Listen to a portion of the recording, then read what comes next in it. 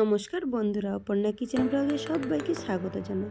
তো বন্ধুরা, তোমরা সবাই কেমন আছো? আশা করি ভালো আছো। যে যেখানেই আছো তোমাদের ভালোবাসাতে আমিও ভালো আছি।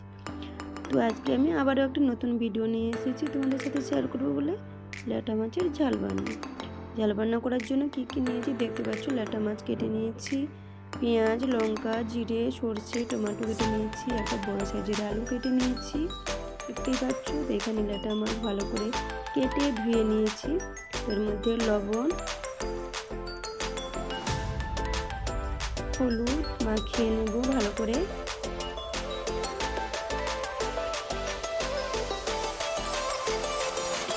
ভালো করে হাত দিয়ে মাখিয়ে নেব মাছটা। দেখতে পাচ্ছ।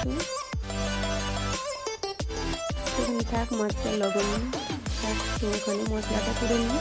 তো এখানে পেঁয়াজ লঙ্কা বেটে নেব প্রথমে। দেখো বেটে নিয়েছি, তুলে নেব।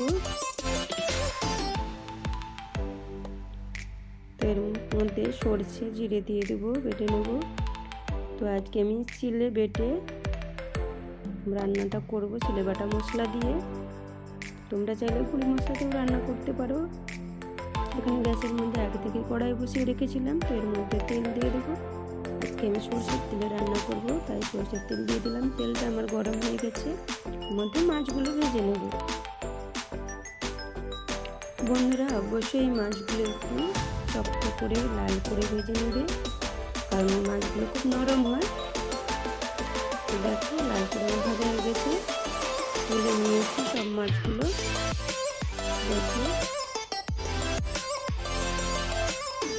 তো এই তেলের মধ্যে আমি আলুগুলো কষে নেব। ভালো করে।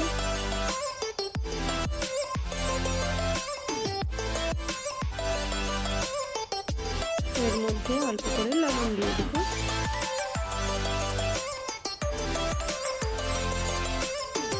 দিয়ে ভালো করে লাল লাল করে কষে নেব। দেখো এভাবে কষে নিয়েছি, তুলে নেব। ওই তেলের মধ্যে আরেকটু তেল দিয়ে দেবো।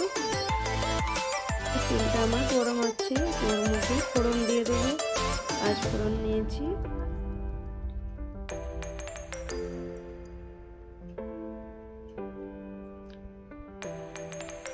ফোড়নটা আমার লাল হয়ে ভাজা হলে তারপর ওর মধ্যে মশলাগুলো দিয়ে দেব। দেখো,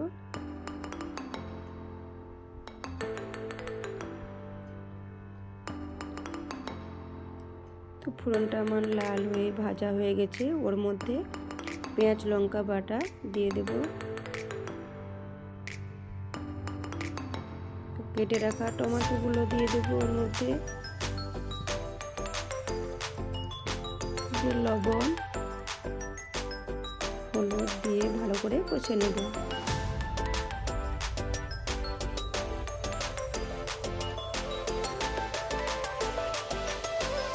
ভালো করে কষে নেব এইভাবে।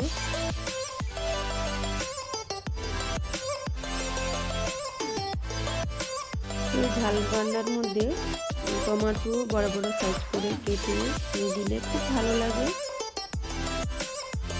এর মধ্যে সরষে জিরে বেটে রেখেছিলাম, দিয়ে ভালো করে আবারও কষিয়ে নেব। এভাবে কষিয়ে নেব। তো অবশ্যই বন্ধুরা, কার কার এই মাছের ঝাল রান্না খেতে ভালো লাগে অবশ্যই কমেন্টে জানিও। তো ভালো হোক বা খারাপ যাই হোক, কমেন্ট করে জানিও তোমরা।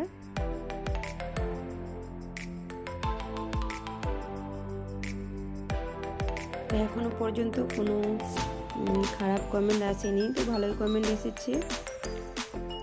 তো দেখো কষানো হয়ে গেছে মশলাটা আমার। এর মধ্যে কষে রাখা আলুগুলো দিয়ে দিলাম, দিয়ে ভালো করে আবারও কষে নেব।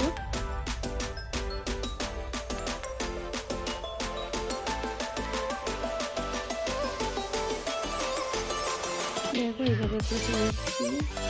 তেল ছেড়েছে আলু মশলা কষানো থেকে। দেখো এর মধ্যে অল্প করে জল দিয়ে দেবো।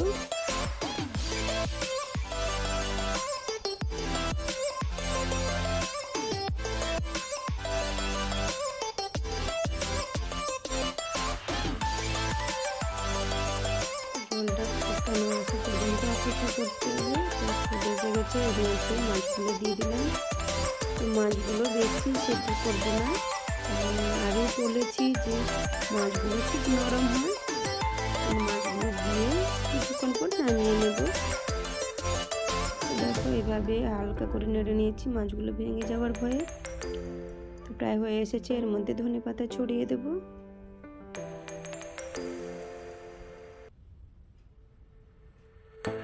এইভাবে হালকা করে নেড়ে নেব। উপর থেকে ধনে গুঁড়ো ছড়িয়ে দেবো একটুখানি,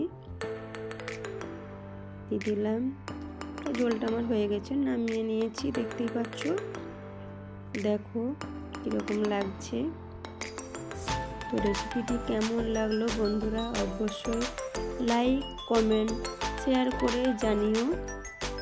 আর চ্যানেলটিতে যদি নতুন কোনো বন্ধু হয়ে থাকো সাবস্ক্রাইব করে আমার পাশে থেকো। পুরনো বন্ধুদের বলছি কমেন্ট করে জানিও, অবশ্যই ভালো মন্দ যায় কমেন্ট করে জানিও। দেখা হচ্ছে পরের কোনো ভিডিওতে। ততক্ষণে বন্ধুরা তোমরা সবাই ভালো থেকো, সুস্থ থেকো, নিজের খেয়াল রেখো। টাটা বন্ধুরা।